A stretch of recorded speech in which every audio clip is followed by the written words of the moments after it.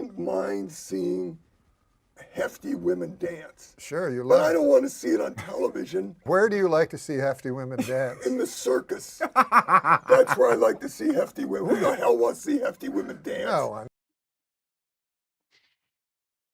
Oh, Super Dave Osborne. He is such a guy. We love him. How's it going, everyone? Happy Thursday. It is Thursday, and that means another Power Up Podcast episode is here, where we take a look at pop culture, keep our minds sharp, up to date, all that fun stuff. Oh, did I not set? Ah, fudge. I forgot to change the latency for YouTube. Oh, well. But yeah, here in old Texas, we got a winter storm coming up. So a lot of people freaking out about that, getting ready to be cold, worrying about the electric grid, since we kind of had a bad turn of event in 2021 of February, I believe. Texas is on their own power grid sort of thing, and they weren't prepared for it, which you would think that regardless if you're in a state where it's usually warm all the time, you would make sure to be prepared just in case. But I would hope that they've taken that into consideration since then, because we're about to experience another one. I'm originally from Illinois, so the cold doesn't bother me, the ice and all that stuff, because I'm used to it. But it's how the other people react to it. But we've got some video game, movies, and other fun stuff here pulled up from various news outlets that I check into. Try to get a broad spectrum. Some of the articles kind of cover the same topic just to see if some people have like additional information that we don't miss. Kind of the big ones that I saw. I mean, there's a bunch of stuff, but Fable Remake, I guess, has been announced officially in terms of like a date. And some information on that. And then Ubisoft. Holy crap. A lot of stuff happening with Ubisoft.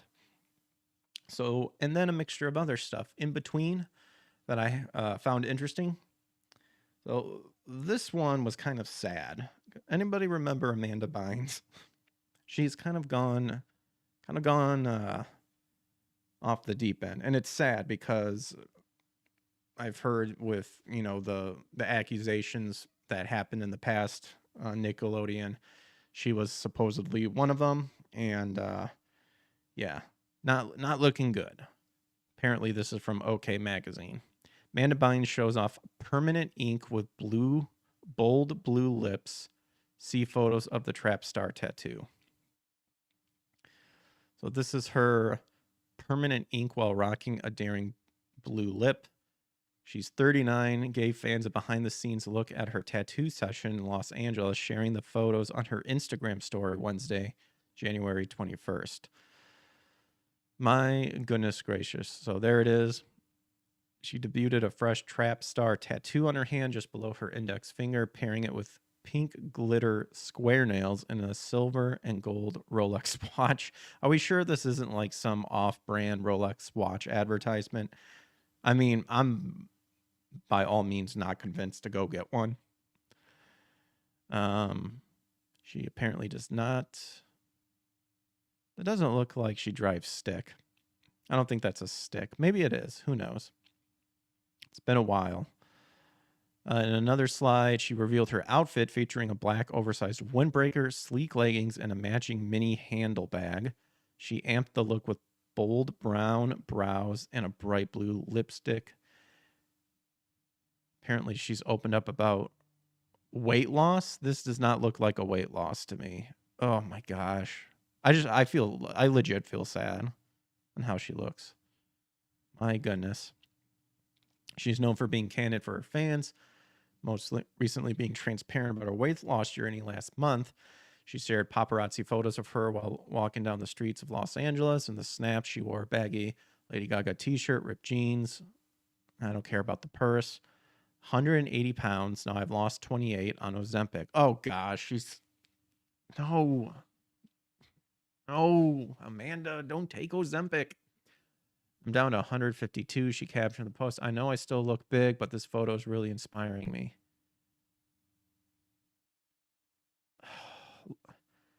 inspiring. How can you wake up and go, this is what I used to look like, and go, yeah, I'm good. Look at that. That is the sign of like hopes and dreams being sucked out of the soul. It is rather sad. Big Block Plymouth. What's up, brother? Over on Rumble. Oh, wait. Why do I have my Rumble studio over here where I have to look over to see the chat? I should actually pull this over here so then I can see it pop up. Are we going to see hefty women dance? No, unfortunately, because no one wants to see hefty women dance. Because what are we, a circus? This is probably the closest you'll see of a hefty woman. Just remember that I know Meatwad has a good workout regimen. Walk down to that pile of gummy bears and back. I should probably set the pile out further or closer so I can get at them. That's all you need to do is you want to power walk, just put a big pile of gummy bears out and then go walk to them. Ignoring Rumble chat is is my thing though. I know it is when Rumble chat doesn't work, which is funny because using Rumble Studios, one would think that out of any chat, Rumble Studios would be the chat that would work. And lo and behold, it does not. I should just ignore chat in general. What is a chat? Nothing but little secrets. I was trying to make that that Castlevania Symphony of the Night quote work, but I failed. But anyway, she revealed how GLP-1 medication was helping her shed the extra weight. Oh my gosh, this dude. No. Oh my gosh. I'm 163. I actually shot up on the Ozempic pill to 180 from 173. I was able to lose 20 pounds from 180, and now I'm down to 163 on the Ozempic injection. So I'm really glad that I'm on the injection. It's really working for me. I'm trying to lose more weight just to feel skinny and cute, so I will keep taking Ozempic. Chat is ramblings by those pesky viewers. Yep. Indeed. Not worth the time as far as I'm concerned, but I guess that's not how you should handle it. She previously revealed that she packed on some pounds when her mental health was struggling. I mean, it still looks like amid her battle with depression. Okay, I have depression as well. I used to be like this. And then I started doing keto and realized that I need to lose weight. Ozempic sounds tempting, but it ain't working.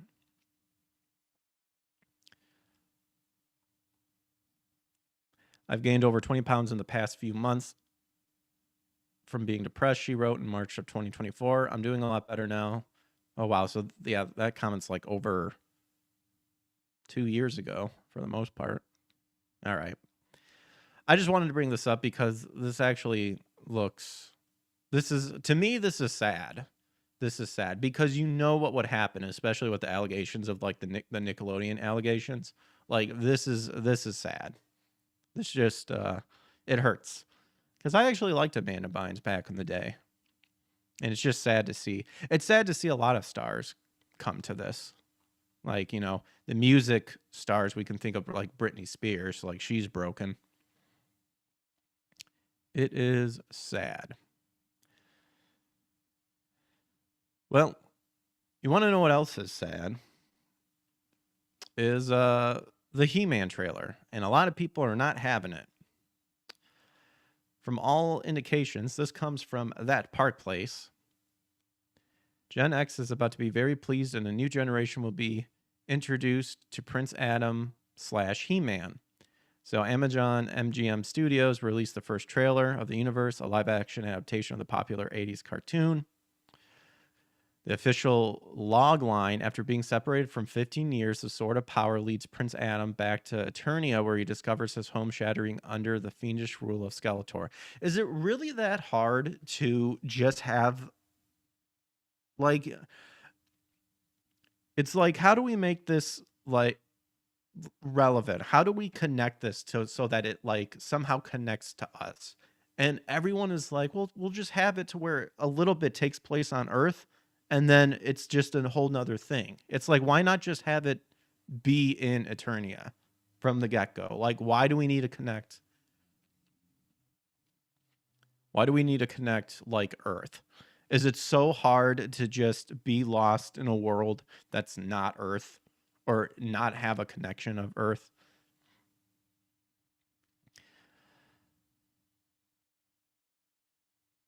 So this is saying that the trailer suggests the director, Travis Knight, has found a fresh take from the iconic character that doesn't lean on MCU-style humor. You can watch the trailer below.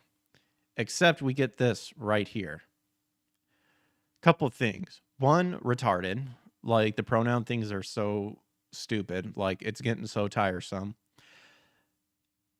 However, you had the prime opportunity of literally saying he/man, which would have been like a home run in terms of, number one, making fun of the pronouns, and number two, also like a clever like connection with the he-man.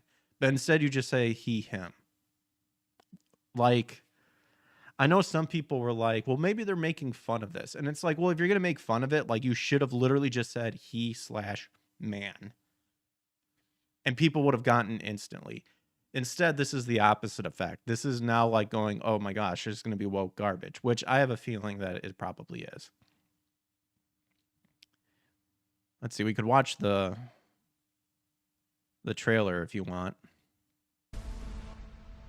All that stuff that only exists in legends and bedtime stories.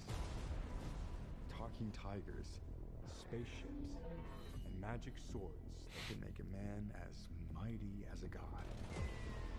Where I come from, that stuff is real.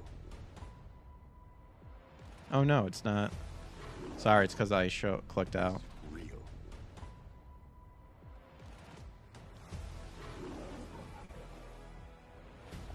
Come on, go over on YouTube pronouns. Yep. I wanted you to be safe. So I sent you to a place I knew that they'd never find you. There's... This obsession with nerd stuff and sword things, it's not a good look for human resources.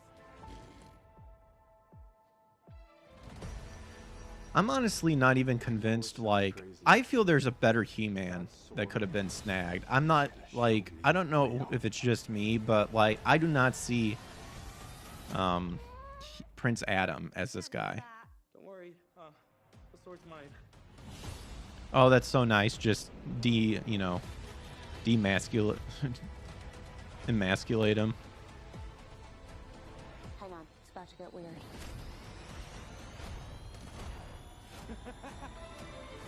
Now, I remember sneak shots of this, and people were like, that's Princess Talia. Like, are you kidding me? Like, the outfit and stuff. I remember people bashing about that.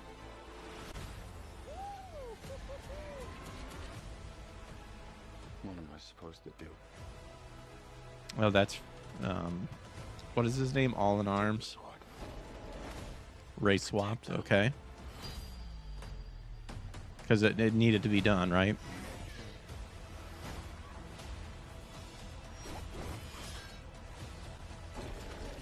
Wasn't Skeletor's face green? Why are you making it white?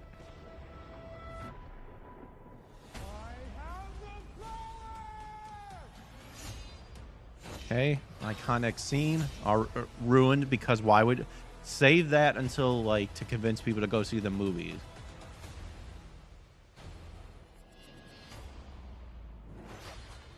I think that's Jared Leto, if I'm not mistaken, who's playing Skeletor.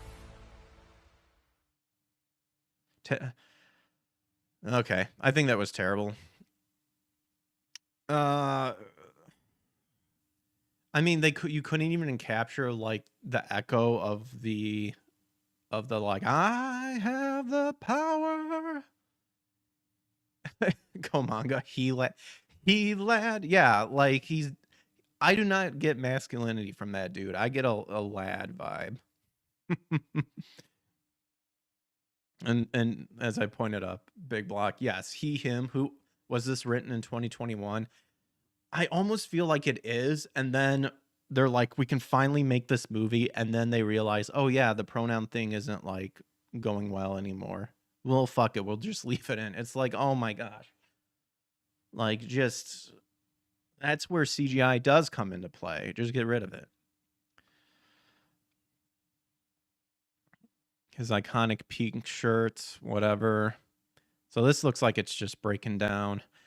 Comes from a place with talking tigers, spaceships, magical swords, and Orko. Like, is Orko going to show up? I wasn't a big He-Man person. Like, I remember watching 1 or 2 episodes, and that was from because my folks recorded on a VHS tape. Remember that when once people figured out that you could record off TV, like a lot of people would just record stuff. That's what happened. Like, we would have VHS tapes of like Pee-wee's Playhouse, He-Man, Ghostbusters, TMNT, you know, all mixed on like the same VHS tape. So I only saw like the only episodes that we recorded. Needs his sword to return. Like, this is what I like. What I don't understand too is why does he feel the need to return home? And is he aware that he's from? I mean, yeah, the voiceover says he comes from a place of talking tigers and spaceships, and like, what prompted him to finally just be like, you know what, I'm gonna just go back. This, I don't get this. Somehow the sword teleports them. Tila, Man at Arms, that's the guy's name. I couldn't remember. Who is now black for some reason because got to fill that racist quota. Battle Cat, which did not look terrified. Battle Cat was always terrified. He seemed quite fine. And he also never liked being transformed into Battle Cat. Cringer, or whatever his name was.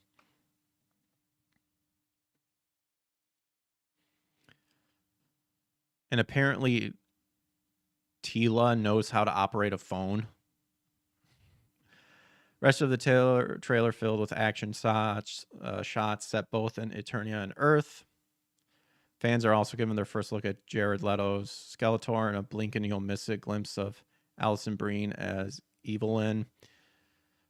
In the final moment, he wields his sword and shouts, "I have the power," which was not impactful at all. I think no one can really replicate the original transformation. But like, you could have at least put the echo reverb effect on it, and you chose not to. The question remains whether or not fans want He-Man to have an origin story. It was presented, the original cartoon presented Prince Adam as already in full control of his He-Man powers and established in Eternia. I know, just started off in Eternia.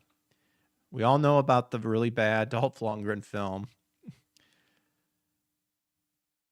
Had a fully formed He-Man and didn't feature his Prince Adam alter ego at all. Still, it could be comfortable entry point for a new audience that was raised on Marvel films. You want to know? Komanga says, "I'm glad you're back with the podcast." Thank you. Yeah, I was a little bit on hiatus just because of life going up and down, and we're slowly getting stabled again.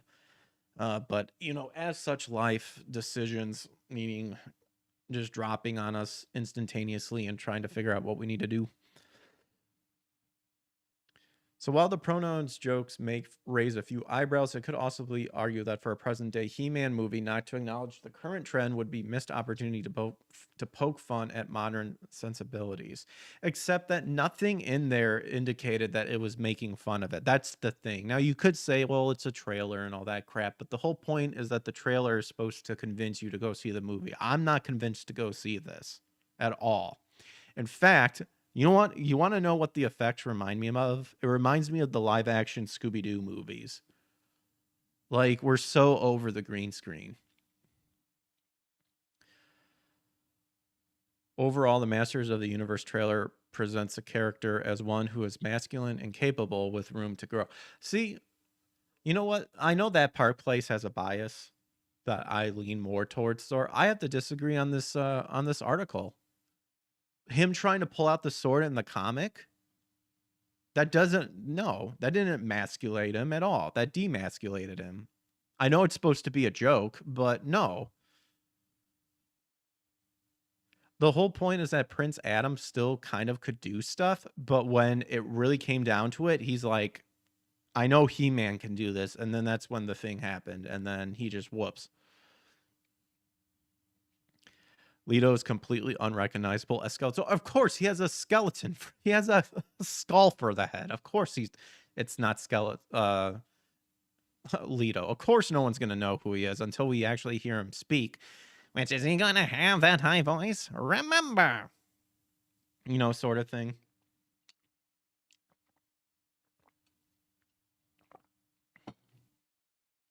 Until we meet again. I just think of those memes. I wonder if now here's a good thing. Like, what if the movie actually capitulates on the memes, the Skeletor memes? That would be hilarious. And the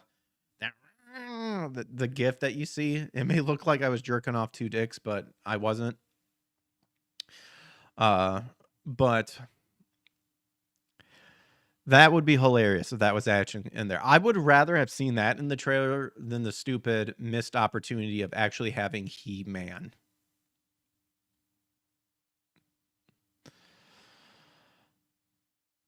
If the story follows through on the trailer's promise of a hero returning to home to save his world, the movie could launch a new cinematic universe. Again, but why did it need to start at Earth at all? It didn't need to have that. You literally could have just started in Eternia. Hell, you could have even made Eternia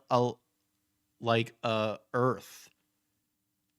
And we would have been fine with it. Like, you could even use, actual Earth locations. And if you change it enough to make it to where we can suspend that, even though it's like, that spot kind of looks familiar, that would have been better, in my opinion. But apparently it's going to be in theaters on June 5th. Trevor Denning wrote this. I was actually kind of disagree on this article, which is good. I try to have a range of articles, some with more other bias than others, which is fine. We all have bias at this point, so it's to be expected. So let me know what you guys think about the He-Man trailer. Speaking of the effects, a good transition, as you guys saw, and how I said, you know what, this reminds me of the live-action Scooby-Doo. Video Game Chronicle has an article from Epic Games visual effects head. Says Pirates of the Caribbean artists would have loved using Unreal Engine, and I should know I was one of them. So Epic's visual effects supervisor has challenged director Gore Verbinski's claim that Unreal Engine makes movie look like video games. So earlier today, VGC reported that the Pirates of the Caribbean director criticized the increasing use of Unreal Engine in film production, actually quite based, saying it's led to this sort of gaming aesthetic entering the world of cinema.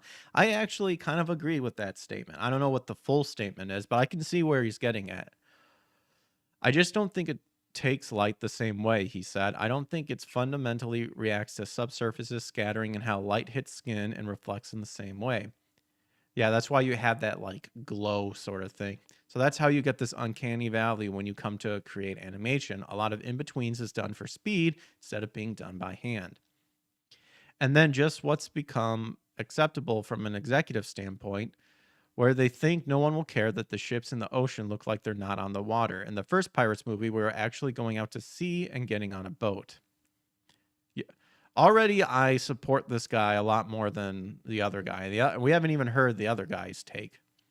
But I agree. Yeah, he's saying what everyone has been saying for a while. He is saying, look, try to get everything as physically done as possible and then rely on the CGI to fill in the gaps. It shouldn't be that the CGI is the main thing and then even more CGI to fill in the gaps. Unless it's like an animated movie, of course. You know what I mean? But it's like, it's getting to where, practical effects are like slowly being shunned away because it's expensive. It's cheaper just to do it digital. Like, imagine where technology is now, and imagine the Teenage Mutant Ninja Turtle suits from the 90s movies. Can you imagine with the technology we have now how we could probably have make those suits again? maybe even quicker and a lot more easier to handle than using, you know, like the puppets that they did to like move the stuff. Like, what if all that could be made like using Bluetooth and stuff like that, and then you can just control it like that? Like, have we even tried anything like that? That'd be amazing, but no. Instead, they're like, "Oh, we just got to mocap everything." It's like, So Pat Tubeck has taken issue. That would be the visual effects supervisor. To Rubinsky's statement, revealing that he worked on the Pirates of the Caribbean movies and would have loved having access to a tool like Unreal Engine back in the day. It's inaccurate for anyone in the industry to claim that one tool is to blame for some erroneously perceived issue with the state of visual effects and CGI. But this tells me that you don't listen to a lot of people, because this has actually been quite a talking point that a lot of people point out is in fact about the visual effects and the CGI and how it's being majorly overused. It's true that there are a lot more people making computer graphics than ever before, and with the scale comes a range of success and failures, but aesthetic and craft comes from artists, not software. And that's, to me, he sounds like he's defeating his own argument, because that's literally why the effects in Pirates of the Caribbean really hold up well today, especially with Davy Jones and stuff like that. And that was made like not even, I don't think it's past 2010.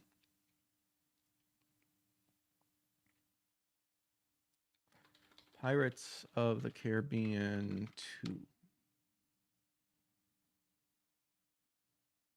Dead Man's Chest, 2006. And the effects look amazing. Like, Unreal Engine is primarily used for pre-visualization, virtual production, and in some cases, final pixels. I can guarantee that the artists working on big blockbuster VSX films like Pirates of the Caribbean 10 to 15 years ago could only dream about having a tool as powerful as Unreal Engine on their desk to help them get the job done. And I should know I was one of them. But is it because that tool was not there that you had more passion into doing stuff like that, to do it old school?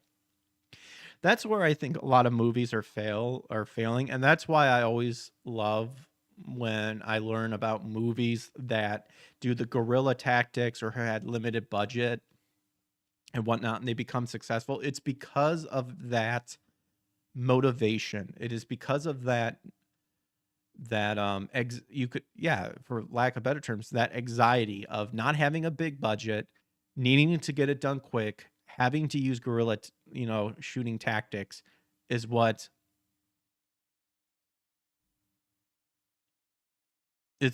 kept the spirit alive. Hamanga says, but we're so much advanced in tech now, LOL. I know. The fact is how you do the tech, how you use the tech now. That's the key component. It's like with knowledge or anything in general. It's how you use it. It's how you use it. If you're using it as it's going to cost too much money, so we'll just fix it in CGI. Then it's like, okay, but what are you doing? Like props for Quentin Tarantino, who still uses squibs and has his own unique type of blood that when you see it go, yeah, that's from Quentin Tarantino. A lot of people don't use squibs anymore. They use, CG. But when you see that squib go off, you know that it's there, that it's actually going off. So this guy spent more than 20 years creating visual effects in film and television, having started at Industrial Light and Magic in 1999, where he worked up his way to the role of visual effects supervisor. Tupac was nominated for 4 Academy Awards for his team's visual effects in Star Trek Into the Darkness, Star Wars The Force Awakens. Oh, well, that explains everything right there. Trek Into Darkness, is that the last one that had Leonard Nimoy? I remember watching that. That wasn't too bad, but I was never a Star Trek person. But this just explains it right there. Like, dude. Oh, man. I do understand what he's coming from. But it's almost like a lot of these people need to be put back to how they had to do stuff back in the day to actually remember what it meant. And by doing it that way, you tend to, when you look into how it's done back in the day, you tend to realize on how people now go, oh man, that movie still holds up. And I think this definitely has to do a part of it. And that's the ultimate puzzle. That's the ultimate puzzle. How can we use today technology, but still keep that spirit that was done when we didn't have it? And yeah, help you along the way, but still, you know, kick out bangers. And so far, the pumping out of constant CGI, green screen, motion cap stuff is beating people dead because they've seen it too many times and it just doesn't feel right. I remember talking about this like back in college, and this was like 2010, like 2006, 6 to 10. And we were talking about this stuff on how I remember when Beowulf came out, everyone was freaking out, but we also talked about of how like it was so realistic that it didn't feel right. It's because we know. It's because we know. But that's where the scary part of technology coming in is that it's gotten to that point where everything looks ridiculously real. And how do we differentiate between real and fake? I hate how most Komanga on YouTube says, I hate how most movies look like there's a continuous sunset tone to them. It looks weird and unnatural. Well, the modern films at least. Yeah, that like weird glow. Yeah, I know what you're talking about. You can kind of see the coloring to certain types of movies. Like when it's a lot of action and grit to it, you have more cool colors. And now a lot of these movies are having like the bright colors that you're talking about. That's also a Hollywood technique too. Is that certain movies to give off a certain feel and wanting you to feel a certain way, they're using a different type of color correction.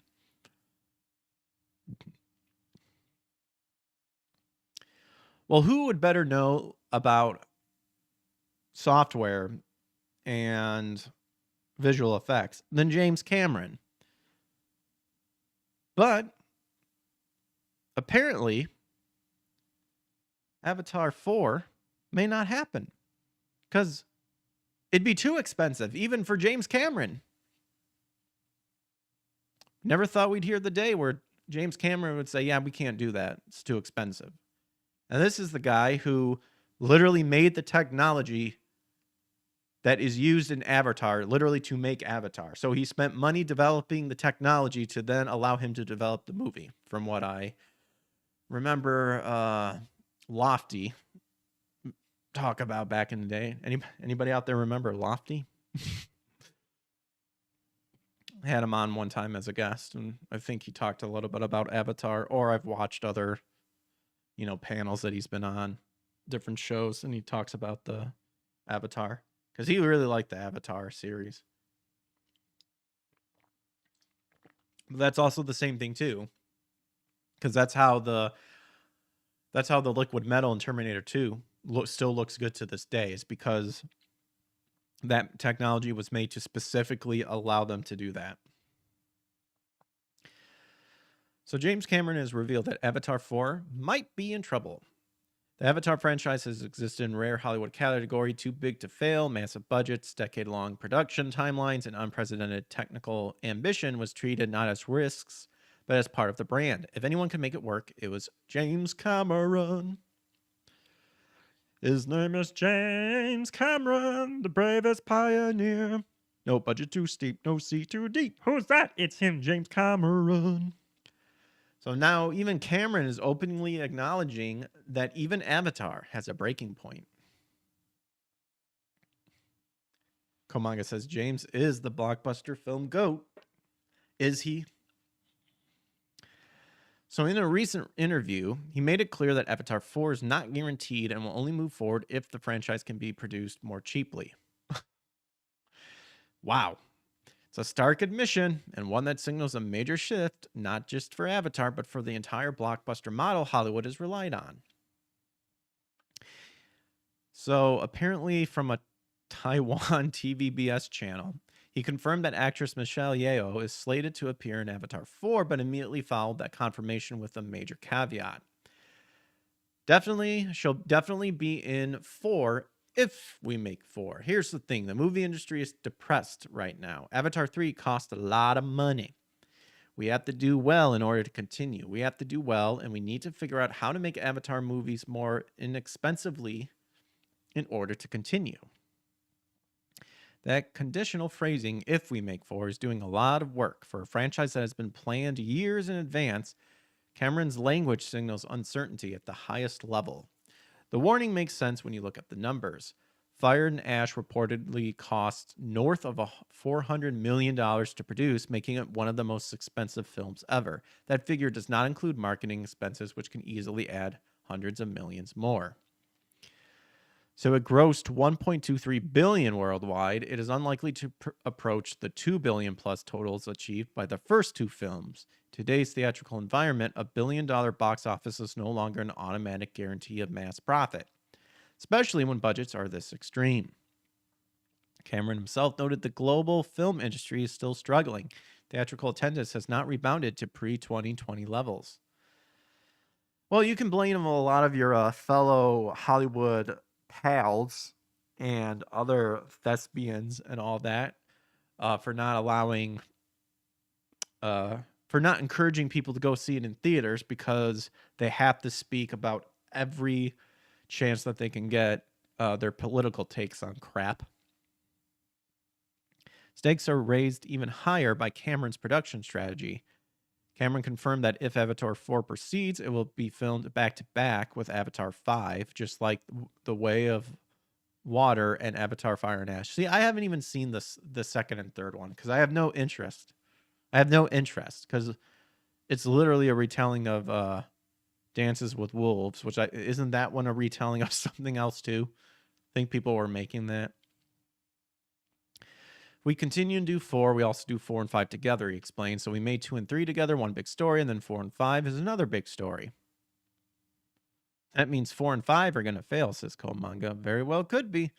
That means Disney would effectively be committing to roughly $800 million or more in production costs in a single decision before marketing, distribution, box office receipts are even considered.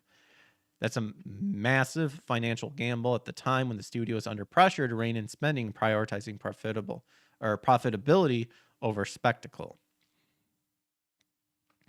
Cameron has floated the idea of using AI-assisted tools. Oh no!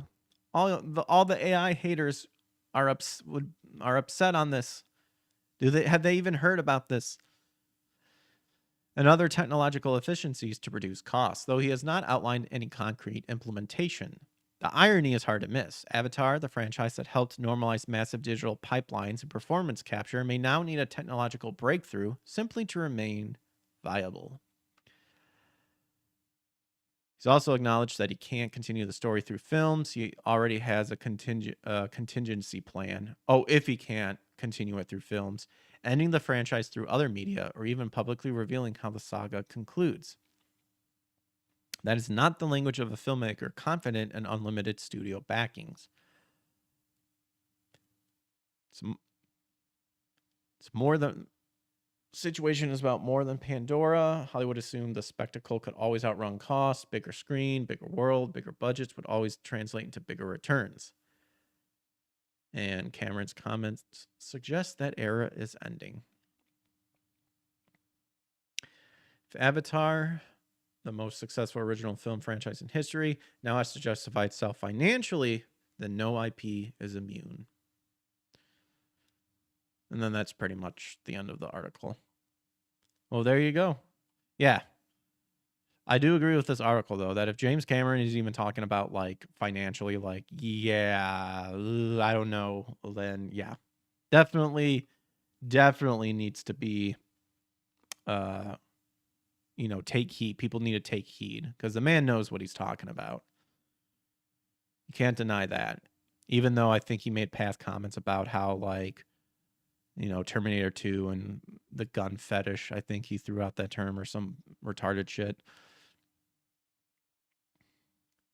Hopping back over to Video Game Chronicle.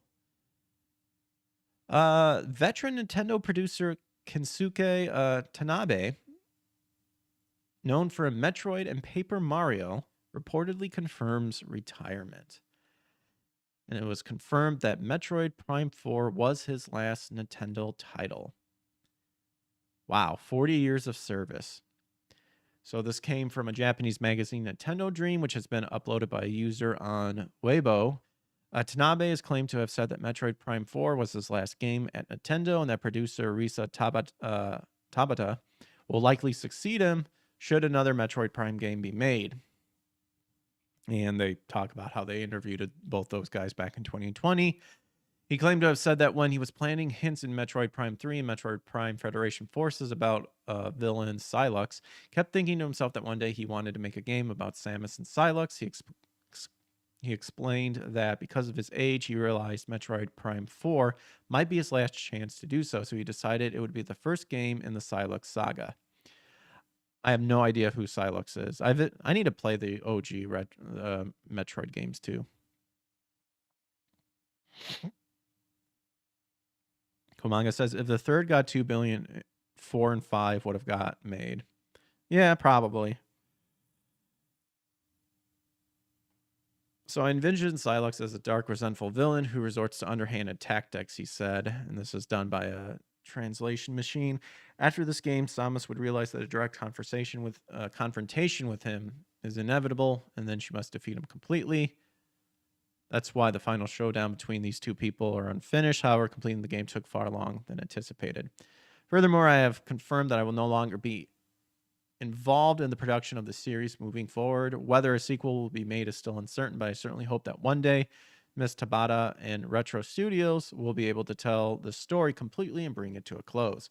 While this appears to suggest Tanabe is only ending his involvement in the Prime series, Psylocke's rhythms with sucks. Oh, no idea. The article reportedly ends with him confirming that his ending time at Nintendo altogether.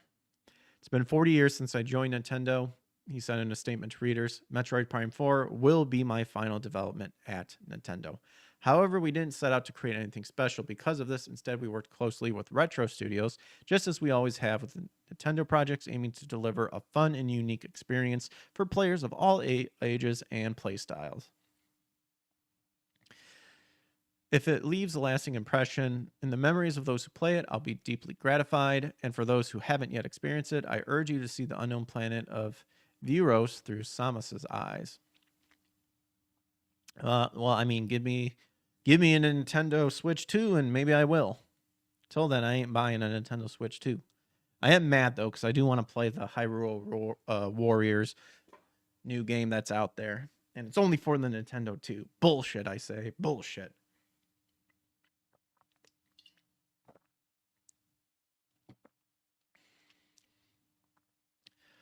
Psylocke is the crappy villain in Metroid Prime 4.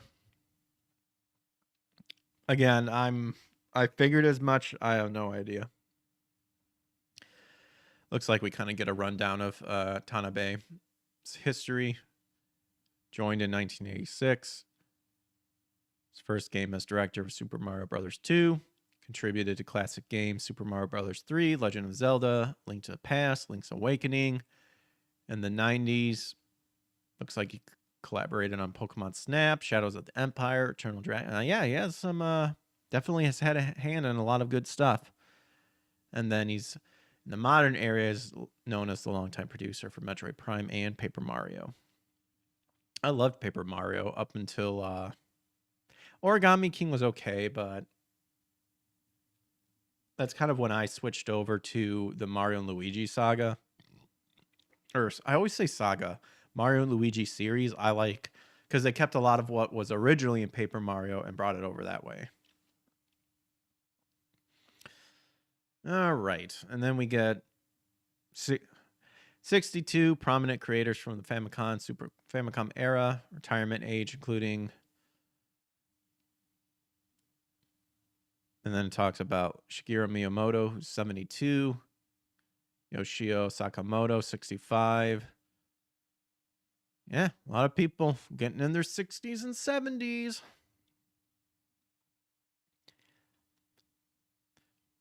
Man, Miyamoto is 72. Oh, those Japanese, they sure know how to stay young. I watched a guy stream the game. It was disappointing. Oh, Metroid Prime 4. Yeah, I heard a lot of people were like, eh. I watched Phoenix play a little bit of it. That man. So this one comes from Fandom Wire in America, and I don't know how long this article is because we are coming up on like around the hour time that I usually do, and we got other stuff to look into. But I was interested about how it was titled. America didn't fall in love with anime overnight. Netflix quietly changed everything. Extra huge doubt on Netflix being the thing that changed everything for the sake of anime. Give me a break. If we really think about it, the anime culture was never really this popular in America to begin with. It took its sweet time to get where it is now due to the lack of streaming and television options. Apparently, this guy has never heard of the pirating scenes of on. Oh my gosh, who wrote this? Ribhu Ghosh.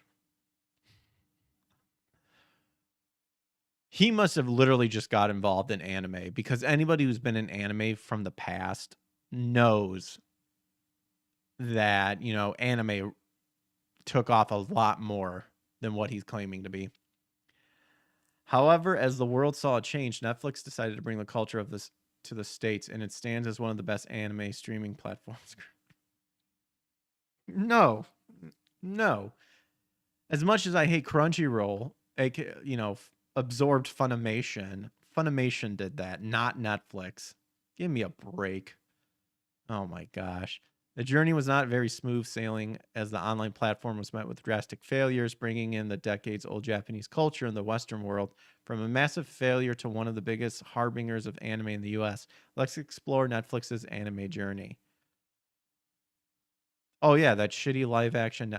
Dude, why are you painting this like Netflix? He's completely ignoring every other thing and just focusing on Netflix specifically. Biggest failures Netflix faced is introducing anime was purely due to their clumsiness and lack of understanding of the culture. In the beginning, there was no particular anime category on the platform. The title was suppressed under the animation category, which was quite misleading to some extent. Additionally, in the early days, they used to mark several titles under Netflix original anime. But these were not true originally, licensed exclusive like Polygon Pictures, Knights of Sidonia. However, the biggest blunder, live action Death Note. The entire narrative was compressed to fit in movie time, which admitted, okay, yeah, the Netflix Death Note was funny. The only thing that was good about it is Ryuk looked awesome, and it was voiced by Willem Dafoe.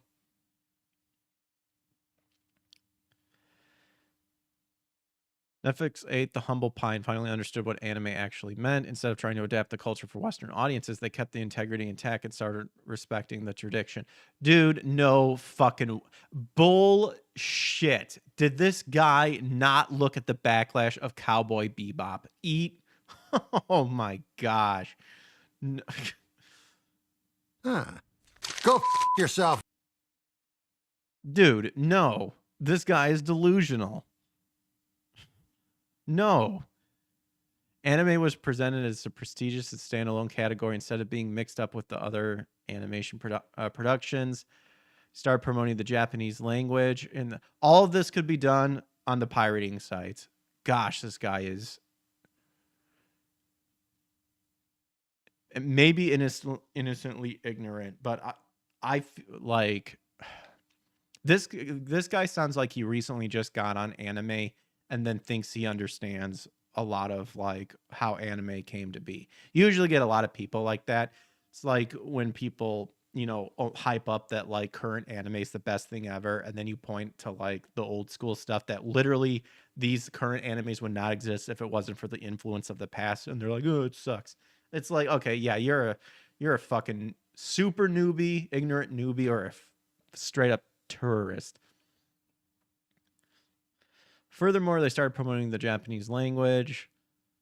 Even some of their later series like Castlevania and Beastars which didn't have world building set in Japan, adopted the method. Well, the Castlevania one season 2 was ruined by a fuckface. What was it? The douchebag who did Devil May Cry. Who's been bastardizing everything left and right. Another big step they took was normalizing anime and integrating it into their own popular titles. For example, after a supernatural series like Stranger Things, a supernatural anime title like Mob Psycho 100 would show up as recommended. Originals and live action. Oh my gosh. All this guy led up to was to try to point out, and he even pointed out the records of Death Note and Cowboy Bebop. You literally hyped all this up by saying that the introduction of the One Piece live action changed everything. Oh my gosh. Yeah, because it had Oda, had full creative control, and portions of important narrative were not sacrificed. Yeah. Almost like you could have just not done a live action one and just let the original series continue, and it would have been fine. And then if, Netflix could have like rights to stream it or whatever. Wow, this article was retarded. This article was retarded. Number one, specifically focusing on Netflix and then trying to say that it's due to Netflix that America super fell in love with anime. Bullshit. And then trying to say of all things it was the One Piece live action that really made everything explode. Whatever, dude. Get wrecked.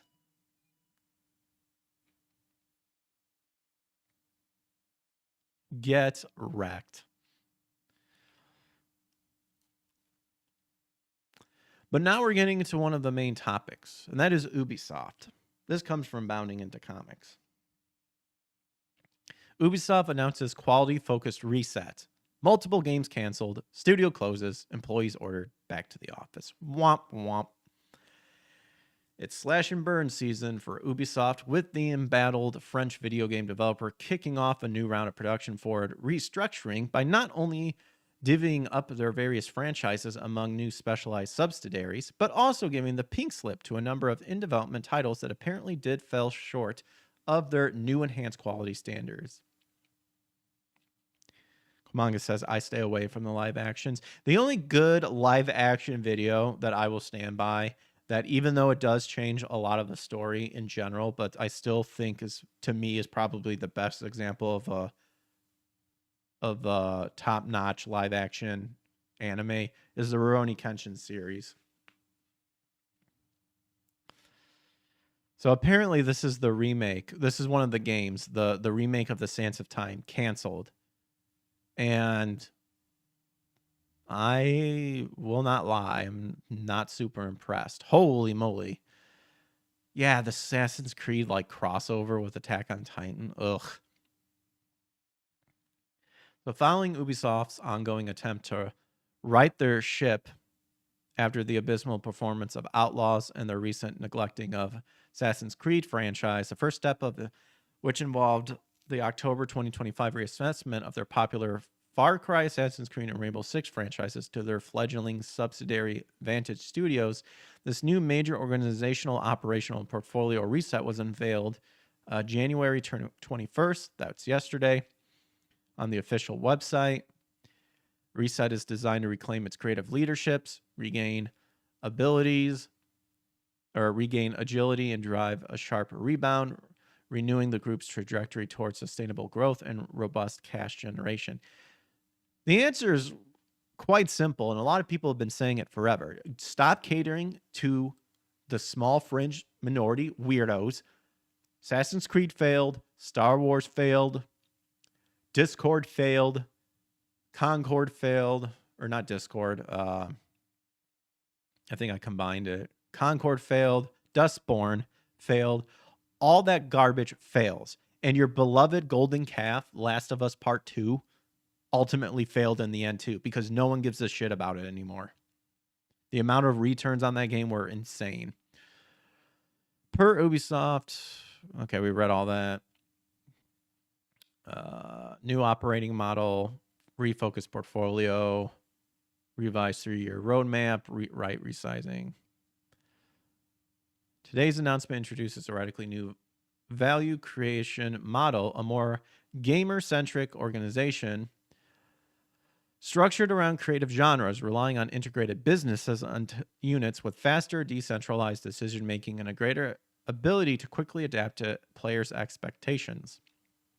This transformation will be supported by a right-sized and a more agile organization, delivering improved structural efficiencies over time.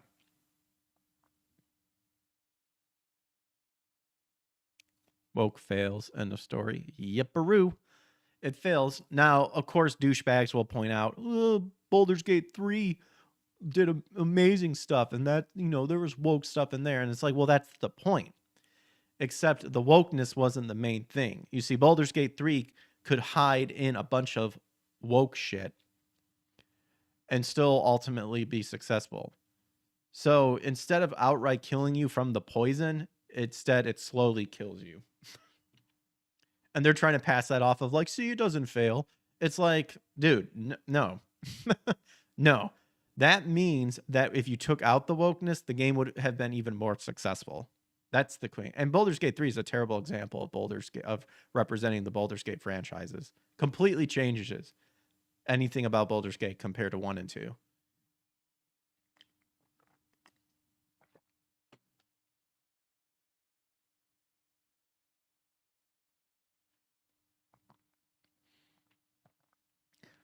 Should be noted that despite the studio's flowery rhetoric, their plans are unabashedly corporate, with their new model centering an open world adventures, all this stuff supported by targeted investments, deeper specialization, cutting edge technology, including accelerated investments behind player facing generative AI, as well as demanding that employees all return to 5 days per week on site. I could care less about the return to 5 days at site. So, one major element of this reconstruction is its creation of 5 new creative houses, each of which will be tasked shepherding specific styles of game. Got Advantage Studios, charge of Assassin's Creed, Far Cry, Rainbow Six, scaling and extending their largest franchise. Creative House number 2 will be dedicated to competitive and cooperative shooters. That could be The Division, Ghost Recon, Splinter Cell. Creative House 3, designed to operate and roster a select sharp live experiences.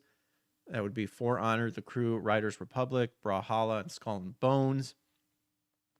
Creative House 4 has its sights set on immersive fantasy worlds, narrative-driven universes. Anno, Might and Magic, Rayman, Prince of Persia, Beyond Good and Evil. Oh man, we're never going to see those. Creative House number 5 will focus on reclaiming position in casual and family-friendly games. Just Dance, Idle Miner Tycoon, Catch App, Hungry Shark, Invincible, Guarding the Globe, Uno, and Hasbro IP. To end this, they've also discontinued 6 in-development games that do not meet the new enhanced quality, as well as more selective portfolios prioritizing criteria at group level, with the canceled titles including Prince of Persia, The Sands of Time remake, as well as 4 unannounced titles. I love how they just they put all this money into making all this and then just like, yep, we're canceling it. Good job there. Fantastic. They'll also allocate additional development time to 7 games in order to ensure enhanced quality and a lot of fluff of like, we're planning to do this because it'll then go towards making everything better. That's the vibe I'm getting at. As noted above, while I hope reading would suggest this move was being done out of the company's care for the medium and their customers, the sheer profit-first cynicism dripping off of this press release suggests that the entire situation is just smoke and mirrors for Ubisoft investors, with these promises of quality ready to be thrown to the wayside at the first opportunity to crap out an easy cash game. Yep. Look how bright that everything is. Why didn't they just go with the model from like Assassin's from Warrior Within and or the two thrones?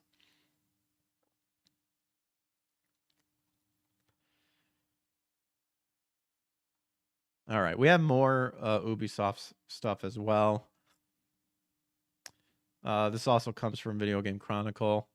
Apparently, official Pokemon is coming to Universal Studios. Permanent Pokemon attraction will debut in Japan, followed by the US. It will join Nintendo, Harry Potter, and other properties at the Japan and US theme parks. Based on a hyper-realistic experience that stimulates all 5 senses, it will bring the Pokemon world to life in an unprecedented, interactive, and rich way. Oh, no. Didn't they make a post about like the Japanese Pokemon world, and like there was like, if you can't handle these amount of stairs, you can't come in. Pretty much saying if you're fucking fat and can't maintain a solid, steady breathing, then you're not well. Good luck. Like, try again next time. So the Pokemon experience will appear first in Osaka, the Japan Universal Park, and then US based in Orlando, Florida for the US. No time frame has been given on what the project will open. Pokemon characters already appear at USJ in its parades, stage shows, and merchandise, but this is the first time the park will have a permanent attraction. One of the most beloved franchises in the world. Through this ongoing partnership, we provide our guests with a fascinating world of Pokemon in an innovative way. This project, we will continue to create new entertainment unique to theme parks as a rich experience in the world, the real world, and continue to provide surprises to everyone around the world. They'll probably do like what they did with the wristband, I think, with Super Mario, and give like people Pokeballs, I'm guessing, and then kind of do the sensor thing. Or have something where you can kind of toss it into something, and then if you get it, you've captured a Pokemon. I'm calling that right now. That's what I'm thinking. Universal Studio Japan Pokemon Project is one of the many that have been announced this year to celebrate the 30th anniversary. This is a separate project from the Pokepark Kanto, a permanent Pokemon theme park experience that is set to debut in this year in Tokyo, Japan. Yeah, that's right. The Kanto, that's what I was thinking of. First Pokemon Park began in 2005, but at the time was a traveling fairground attraction. The original Pokemon Park was open between that. Well, there you go. Pretty sweet, right?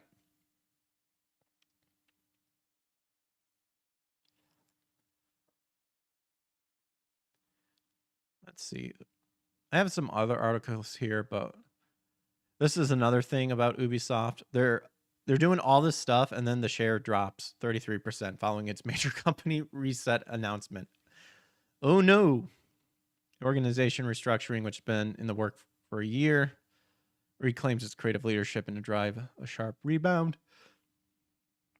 So at the time of this writing, the share price currently stands 4.36 euros or whatever, down from 6.64 when the stock market closed on Wednesday, a drop of slightly more than a third.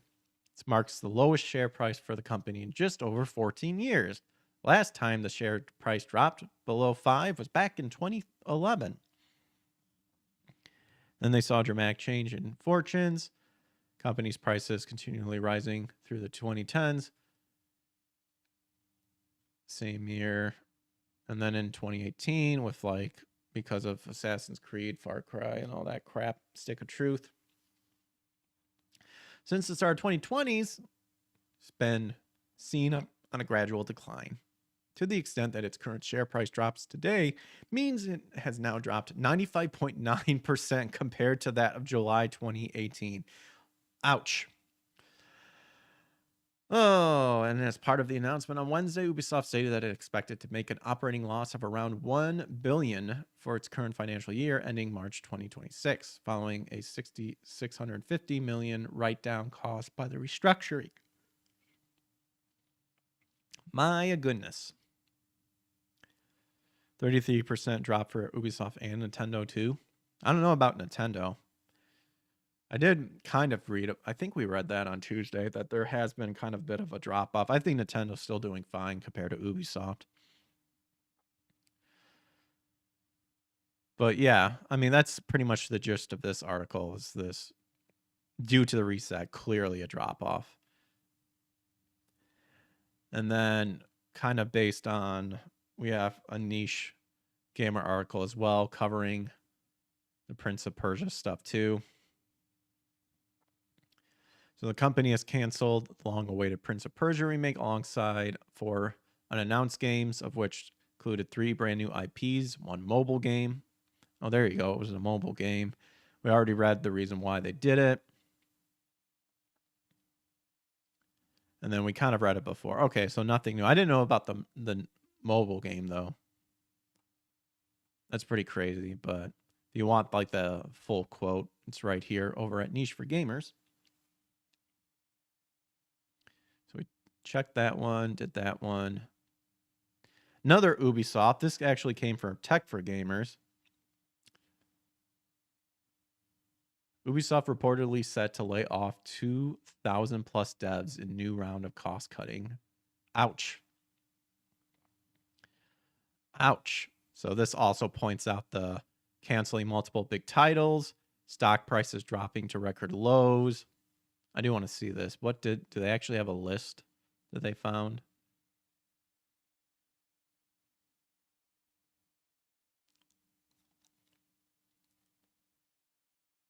Apparently,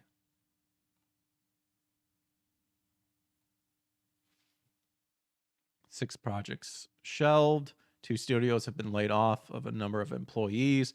Revealed that it's now closing its Halifax and Stockholm studios. In addition, the company announced layoffs. Ouch. It's aiming to reduce fixed cost by that amount. All right, back to the one we were checking out. Amid the chaos, the game giant is expected to go through a new round of cost-cutting measures. That means could lead to over 2,000 job cuts. And intends to aim for a $1 billion franchises.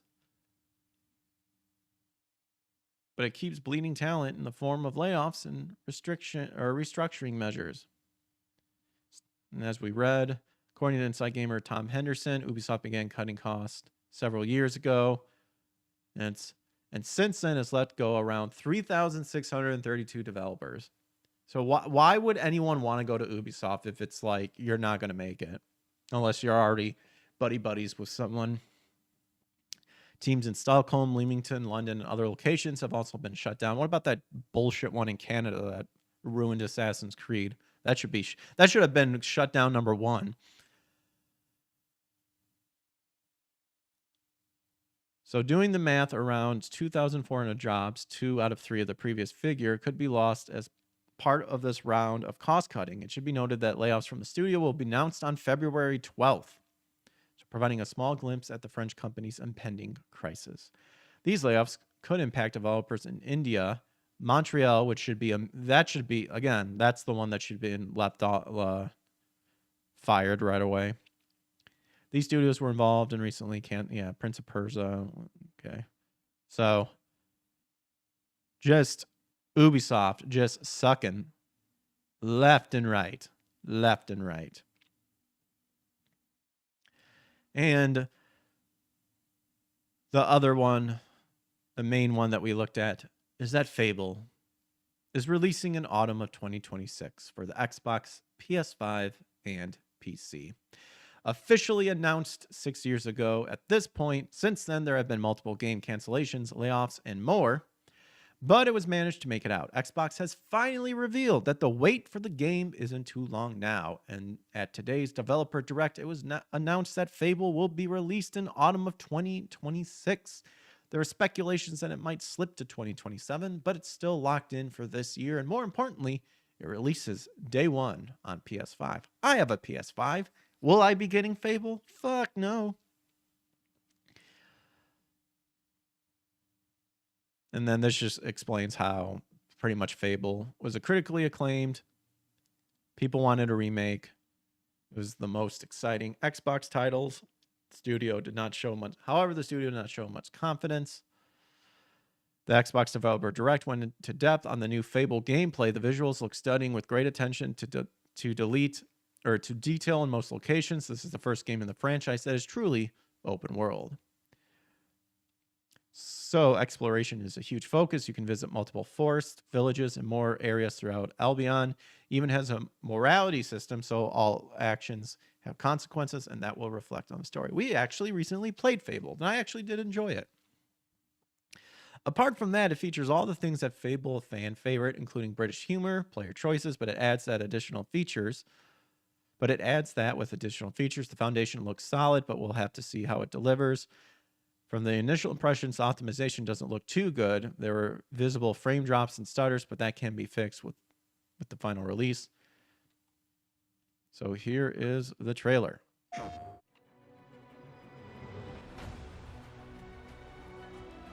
In-game footage, apparently.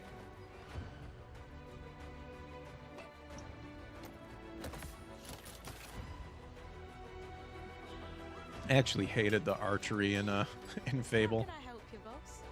Maybe it got better in 2 or something. Very impressive. Kicking chickens.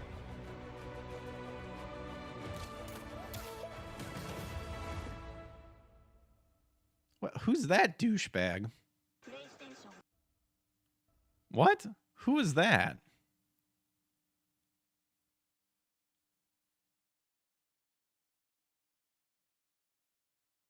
What is this?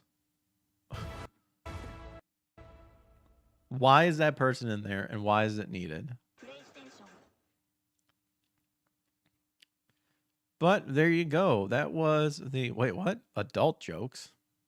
Cartoon moments that gradually get more adult. I just saw Kim Possible just like bent over. Amanda Chan is online. We will raid her if we can once we are done, which I think we actually are. The only other article I had left comes from Bounding into Comics. And that's Sam Raimi weighs in on modern superhero movies, and his answer is peak Raimi. So we all know that he made a superhero blockbuster movies, Spider-Man trilogy. He was recently jumped into a Reddit AMA to promote his upcoming horror film, Send Help. The genre constantly under scrutiny and superhero fatigue. Fans were eager to hear what he had to think, and he delivered a response that was far more Raimi than anyone could have expected. When asked for his biggest criticism of today's superhero movies, Raimi didn't take a swing at CG overload, studio micromanagement, or multiverse sprawl. He simply joked that his only real complaint is that studios aren't offering him more of them. It was a dry, self-aware answer that sidestepped the usual discourse and reminded fans that Raimi has always approached the genre with a mix of sincerity and playfulness. Oh yeah, he also did the Evil Dead series, which I did watch. I did enjoy those. It was a dry, self-aware answer that, okay, he's not here to declare the sky is falling. He's here to make movies he enjoys. He didn't call out modern filmmaking, didn't lament the state of the industry, and didn't position himself as a purist railing against fan service. He cracked a joke, answered questions with his usual good humor, kept the focus on his work. That work at the moment is Send Help, a return to the horror roots that made Raimi a cult icon long before Spider-Man swung on the screen. He also did, I believe, The Quick and the Dead with, what's his face? Gerard Butler? I always get, or is it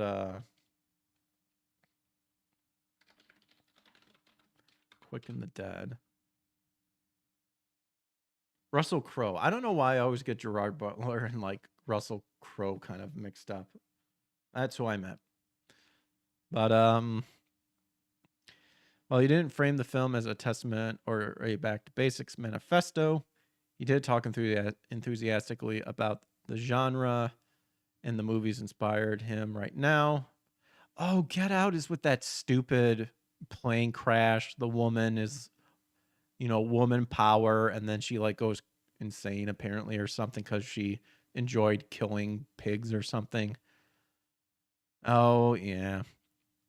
Well, but that is all I have for you guys tonight. Make sure to hit that like and subscribe button if you enjoyed it. Let me know what you guys think in the comments below. Evil Dead, Army of Darkness was some funny stuff. It was. But let me know what you guys think about any of this in the comments below. Leave a like and subscribe. If you haven't already, we were on YouTube, Rumble, and X this time around. And then my gaming streams were on the big 5, YouTube, Rumble, X, Kick, and Twitch. But yes, I appreciate everyone hanging out with me. We will raid Amanda. Wait a minute. over on YouTube's.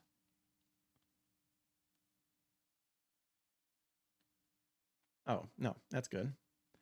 And then over on the Rumble, we will raid. See if there's anyone online. We haven't raided Fat Steven Seagal yet. It's been a while with him. But yeah, shout out to Komanga for hanging out. And of course, Big Block Plymouth. Thank you so much. Or Plymouth. I'm like Phoenix, I can't talk. Or Stuttering Craig. But thank you everyone so much. Hope to see you guys tomorrow. We will be playing more Stellar Blade. And maybe if I can get an early, an afternoon stream, more Tomb Raider. Until then, take care. God bless. And I will catch you guys on the flip side. Adios.